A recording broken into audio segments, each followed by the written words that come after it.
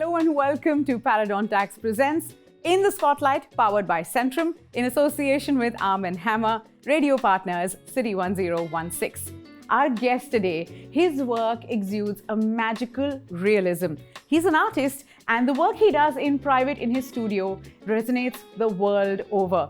His paintings are out of this world and one of them is quite literally headed out of this world. Well, more on that in a bit. It's time right now to welcome the popular modern-day maestro, Sacha Jafri. Karishma. How are you doing? Lovely to see you. Thank you for coming over. Thank you for the intro. Now, it takes, I think, a lot sometimes for us to wrap our head around art, but you live, breathe, create art all the time. How would you describe your life to those who are just finding out about you? How would I describe my life? Mm-hmm. Wow, okay. I paint out of necessity, so I don't paint because I want to, I paint because I have to. Mm-hmm. I'm very heavily dyslexic, so I have like a brain that is sort of, it's a little bit different, mm-hmm. and suffer a lot from a very chronic dyslexia, which means that the world doesn't really make sense to me. As a child, I got very frustrated, very full of frustration and confusion, and I just thought, I just can't make sense of the world in its entirety, in every aspect of it. And the only way I could make sense of the world was when I was painting. And I didn't really understand what that meant or how important that was until a lot later. That I think it's about the fact that we communicate at our most poignant and our most powerful through energy. Mm-hmm. But our energy is made of our intentions. And when our intentions become questionable, we emit static. Energy can't communicate through static, so hence the breakdown of humanity, the disconnect that we've seen developing recently. I think through painting, I can sort of create vibrations that vibrate at a slightly higher frequency, mm-hmm. that connect me to the world around me, mm-hmm. and help me make sense of things. And that's sort of when I'm free and when things make sense and when I feel energized and inspired when I'm painting.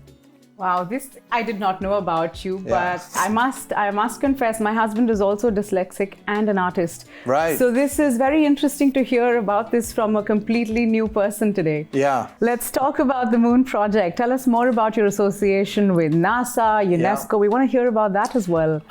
I created this work of art, which is a heart, and it shows two figures entwined in the middle, showing the reconnection of humanity. And then around it is this sort of blossoming world of flowers, flora, fauna, wildlife, ocean life, and how the world could look if we reconnected. That was created on a canvas. Mm-hmm. And then we had this problem of, okay, fine, can't put a canvas on the moon. So NASA said, look, for us to be able to guarantee and confirm that this is the first official artwork to be placed on the moon, we have to prove that whatever we put there can last eternally. So they developed this plate, and I then engraved with a laser the artwork onto the plate by hand. The physical artwork lands on the moon. At that moment, 88 heart NFTs are released from the artwork to Earth, and they come out of the artwork because within the artwork are 88 individual hearts within this, right. work of art. And those are then sold, and the money raised from the sale of the 88 heart NFTs goes to help 4 charities on Earth, mm-hmm. focusing on education, health, sustainability, and equality. All right, we've talked about the moon. Let's talk about the stars now. Okay. There's world leaders, there's royalty, there's stars from sports, and then so many other areas of life really that have a piece of your soul in their home. Yeah. We'd love for you to share some anecdotes perhaps that any one of these people have shared with you over the years. Oh wow, okay. I've got a lot, but okay, let me think. Virat Kohli, mm-hmm. love Virat. So I did this thing for Virat when we were celebrating 10 years of the IPL, mm-hmm. a few years ago now. Mm. And Virat had just done, he'd just beaten one of the longest standing records in cricket, which was the most double centuries in a row. Right. I think it was 3 or something mm-hmm. in a row. And so it was a painting that would celebrate 10 years of the IPL, all the different teams, what had been achieved, all the different players, everything we'd seen in the IPL. I did a painting for David Beckham. I loved, I did a painting to celebrate his career. A painting celebrates Alex Ferguson's career, his 25-year career. I did the World Cup football painting for Qatar with Lionel Messi and Mbappe's handprints and signatures on the painting, which was very cool. I did the London Olympic painting. So I've done a lot of those sort of paintings that celebrate people's lives and careers. And I've got to spend time with them and meet them, and that's been cool. I did a painting to celebrate the life of Nelson Mandela, which was one of my most beautiful moments because I spent a lot of time with him, and he's an amazing man. He always will be. So a lot of paintings sort of celebrate people's careers and what they've achieved, and that's a great opportunity to meet them, chat to them, find out more about them, and really delve into their soul and their psyche and try and create something really special, but also something commemorative of that human being. Sacha, we all have those moments where we feel like we've achieved something. You probably have more significant ones. So have you ever been in that space where you felt like you did it? Yeah, I think I have. Tell us about it. That would be the creation of the Journey of Humanity. That was pretty insane, basically. I don't think I really thought it through, because if I had, there's no way I would have taken that on. Yeah. But it was, I'll try and give you the brief version of this, but it was COVID had hit the world, obviously, and it was interesting because, well, it was tragic, but in hindsight, there was stuff to learn from it, I think, and our world had become full of static. I felt it everywhere, leading up to COVID. I felt it everywhere I was. There was static everywhere. So that's when I sort of felt this in the air, and I was like, okay. And I was stuck, and no one could go anywhere, and I just thought, I'm gonna go mad unless I can sort of release that onto canvas. And so I laid out this big canvas. I spoke to the VP of Atlantis, and I said, hey, I've got an idea. Maybe this could be something, maybe it won't be, who knows? Let's see what happens. You're not using your ballroom. You can't for who knows how long. The Atlantis, they never use that ballroom as one venue. It's normally partitioned into three. You don't even realize it. When you walk in, you think this is the ballroom. It's not. It can be 3 times the size. So I filled the entire thing. And I was just, I was in a very deep meditative state, which is the place I paint from. My brainwaves are in theta. I'm in a state of surrender. I'm in a trance. And to cut a long story short, I painted for 11 months. 22 hours a day for 11 months. Wow. In a trance. I destroyed my body. My pelvis went out of line on both axes, this way and this way, which knocked, my ankle became dislocated from my heel. My heel became dislocated from my ankle. I had 2 vertebrae come out completely that nearly went into the central nervous system, which would have paralyzed me for life. So I completely destroyed my body. I was having 2 injections a day of pain injections. And it was the only way to get through it. So my entire skeleton was just destroyed. I think I tapped into something up there. I think that's what I'm about as an artist. I get in a state of surrender, I'm in a deep meditative state, and then I tap into something up there, I connect with it unknowingly, and I disconnect the brain, and I engage the soul, and I just let that energy flow without any interrupts, without any sort of interruptions from the human mind. I just let that energy flow. So then I cut and found the bits and reconfigured those bits onto a wall, an L-shaped wall, vertically, so you could view it. Because no one could view this huge thing on the floor.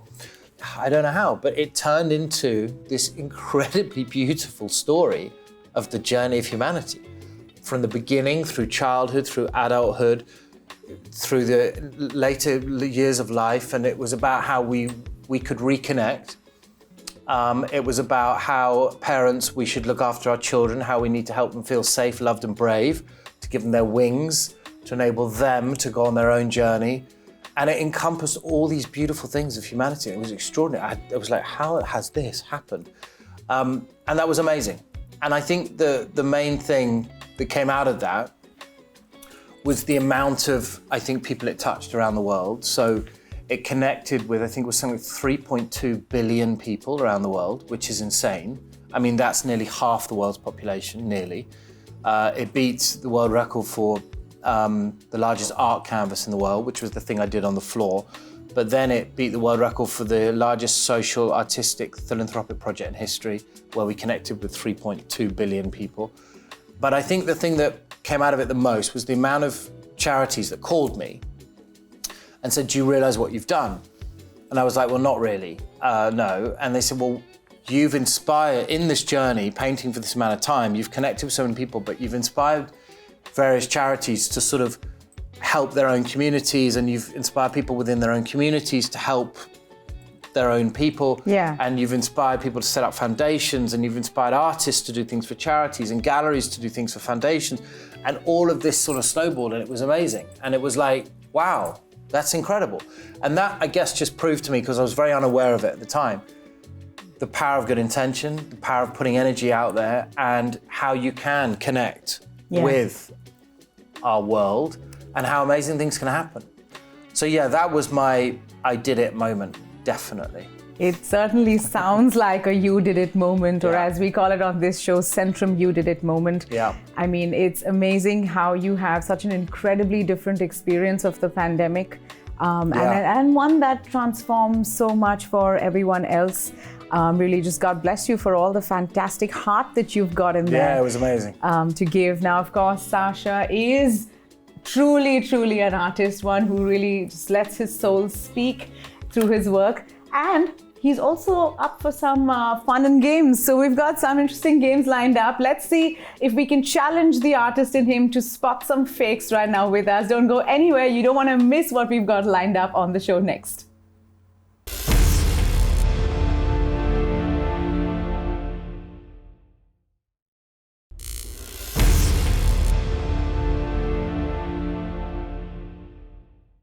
Welcome back to Parodontax Presents In the Spotlight, powered by Centrum, in association with Arm & Hammer, radio partners City 1016. We still have Sacha in the studios. And Sacha, before I do anything else, I want to just shake the hands of the man that's created so much magic. Oh, bless you. Thank you so much for all that you've done. So Sacha, what we have now is some games lined up. Are you game for a bit of fun? Yeah. Okay. Let's do it. Now, for the layman, here's what happens, all right? We see a painting. You know how this works for the layperson? We don't know when we're looking at the real thing. Sure. Or a fake. Yeah, nor do I most of the time. Okay.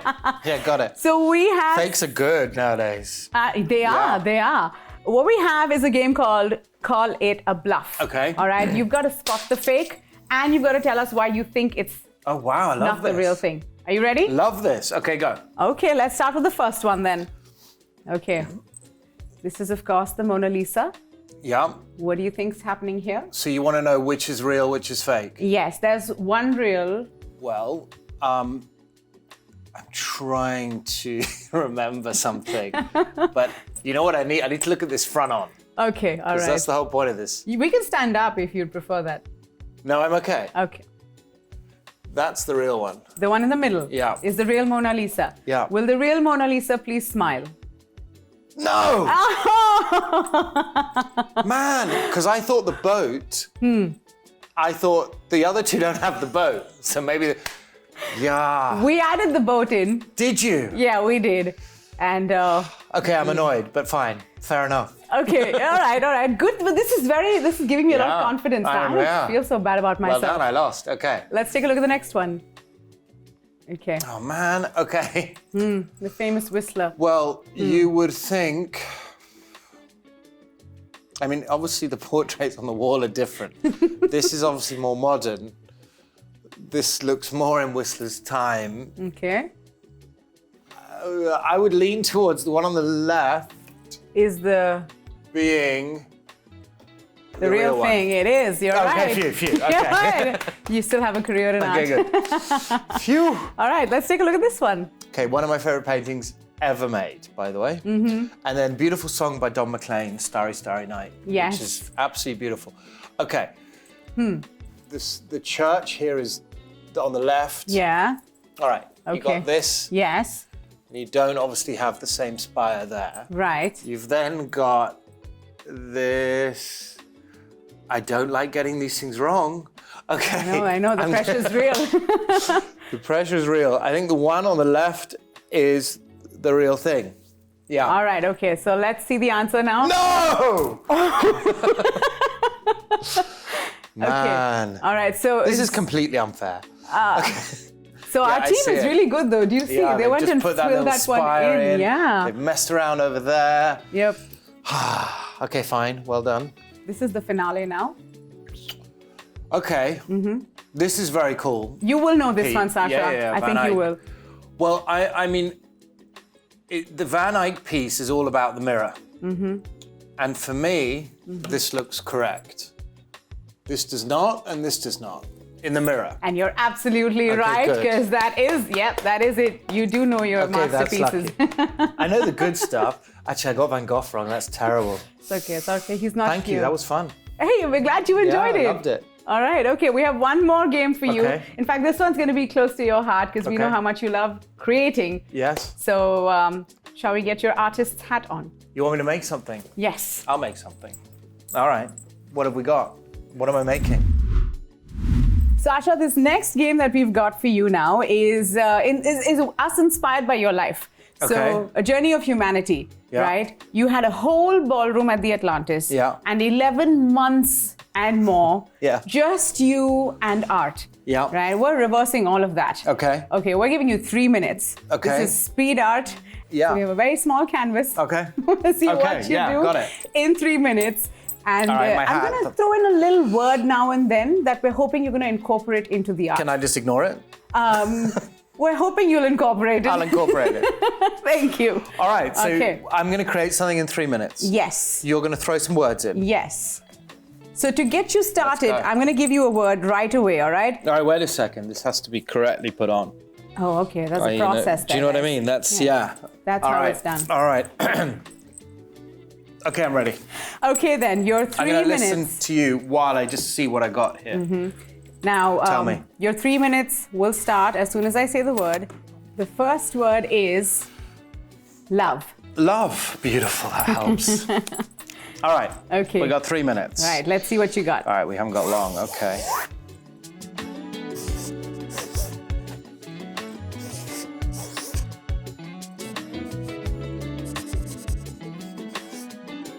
Okay. Your next word is sacrifice.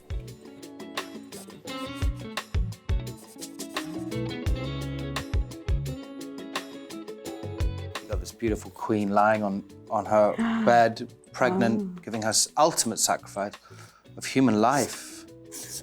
A beautiful baby. Oh. Okay. Okay, we're gonna throw in some freedom in there now. Okay. Freedom's already fully expressed within this, but we'll give you some freedom. A sun of its own shape and desire. The freedom of mark, freedom of shape, form, mark.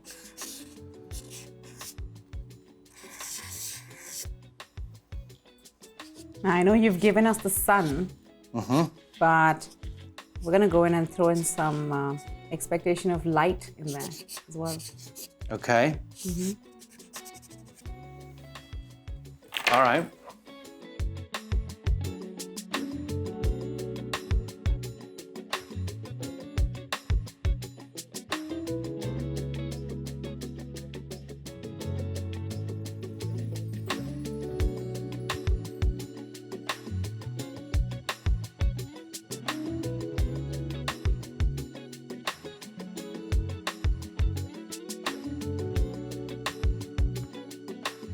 And that is that That is that where your signature comes in. Well, that's where the last few marks are just going to take their shape.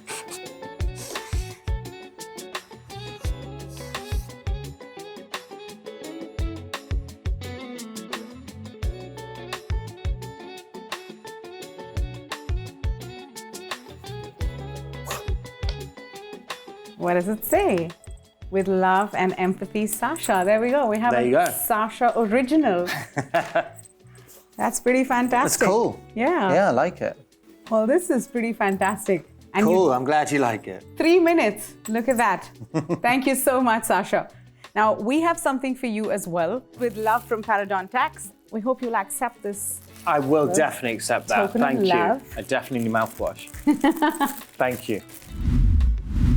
Boy, am I feeling grateful that I've witnessed something like this in the making. I'm going to get some of that paint on me. Yeah. So I'll remember that. You can't avoid that. It gets everywhere. No, I want it. I'm going to keep it. Not washing this hand now. Well, thank you so much, Sacha. And we're going to continue to keep Sacha here with us. We're going to find out more about him and, of course, the things that make him tick, the things that make him get upset, and more on the other side.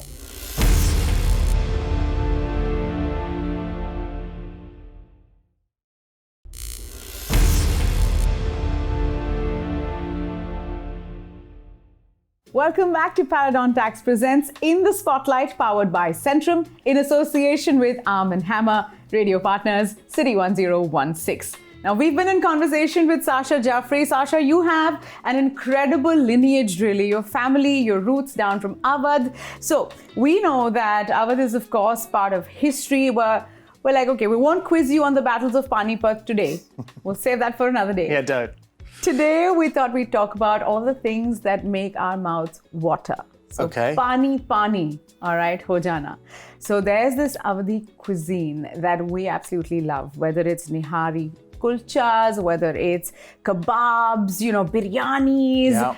You have to be honest and tell us, number one, do you cook? Yes. Okay, good. And brilliant. Have you ever made anything from the Awadhi cuisine? Yeah. Yeah. But like, as best I can, not like my grandma used to, not like my Umi used to. But yeah, I do. I make like a biryani, I make some chicken tikka, I make masala, I make stuff like that. I'm not amazing, but I love to cook. So do you have like a secret family masala that you use, or is it always store-bought masalas? No, I used to do when I was at university, store-bought masala. And then you find out that is so rubbish, right? It's so bad. And then you realize that the home cooked is a totally different feel because you can actually taste the earth. Yes. But it's like that earthy taste. Yes. Amazing. So I got that from my Uma, from my grandma. Nice. And yes, I try and follow it the best I can. There's some words that we've got for you, and we're hoping that you'll tell us the first thing that pops into your head when you hear these names or words. Okay? Got it. All right. Karak chai. Tea, guys, together. Well, I tell you what that reminds me of. When I'm doing a project and I got a whole gang of people and we make tea and we drink tea together out of those, those polystyrene cup things, and we all have our little drink together and it's a nice little moment where we all connect. That's really nice. That's what I think of. Nice. That is nice. Royalty. William. All right. Virat Kohli. I bowled him out middle stump. Nice. David Beckham. Pretty cool guy, actually. Bit misunderstood. He's a really lovely, quite humble, quite simple guy. The media have portrayed him in a different way, but he's a lovely guy. Best shawarma place in town. Oh, wow. Well, it's in Bastakia, definitely. It's on the creek. I don't know the name. Old Dubai, but yeah. Old, yeah. Yeah. It's on the creek in Bastakia. It's, forgotten the name of the place, but amazing. But that's where all the best shawarma is, down there. All right, so this place in Bastakia that Sacha's saying is the best shawarmas in town, you know who you are. Yes. All right. You do, because I'm there a lot. And finally, Sacha, how important is it for you to leave behind a legacy? Is that something that drives you? Yeah. I didn't think it would. Yeah. But yes, it really does. I think what I found is you can leave your legacy in two ways, and I think people misunderstand legacy a lot. Like I said before, I think it doesn't matter what you make or build. It doesn't matter what you achieve in this world, in this life. It matters the intentions with which you do it. That's your legacy. That's the energy you emit that will always be there. That's your true legacy, I think. And I think, obviously, your other legacy is your children. That's a bit of a bumpy road, right? Yeah. But I think as far as my legacy is, I look at the artists that I feel have left a legacy. And they're guys like Jean-Michel Basquiat, Degas, Toulouse-Lautrec, de Kooning, Gorky, guys like Da Vinci, Michelangelo, but they're all very different artists. Cézanne, but they have this one thing in common, which is that they connected with the human soul. They disengaged the brain and connected with the human soul. They created with intention. They were inspired by human emotion. They were completely authentic and true and honest to that sort of engagement of human emotion and the way they then expressed it through their work. Yeah. Totally honest, often to their own detriment, to their early death, to their insanity, etc. That I find very inspiring. I think that's a legacy that I could potentially fulfill. I want to paint till the day I die. I want to always paint with pure intention, honesty, and disengaging the brain at all times. And then I think every now and then something magical is going to spill out of me. If with that work I can help through charitable foundations with my work, that's a beautiful legacy. I love more than anything helping kids, children with special needs, people of determination, children with various problems such as autism, MS, blindness, various diseases, terminal illnesses, these type of things. If I can help these kids have an opportunity in life, then that's a beautiful legacy. That's beautiful. And I've thoroughly enjoyed this journey today here with you. Like I said earlier on as well, more power to you. And here's just sending out all that love right back at you that you've put out into the world. I need that love back sometimes. Thank you. I feel like today we're walking away with, your descriptions of humanity, your descriptions of love and empathy, grace, and I think above all, intention. Yeah. So thank you, Sacha, for bringing all of that good energy onto this show. And just want to shake hands with an absolutely fantastic man. Thank you so much. Really sweet of you. Bless you. It's been a great time. Thank you. It's been a great time all around, really. We've all enjoyed filming this. Thank you so much. Join us once again on In the Spotlight. Great to see you.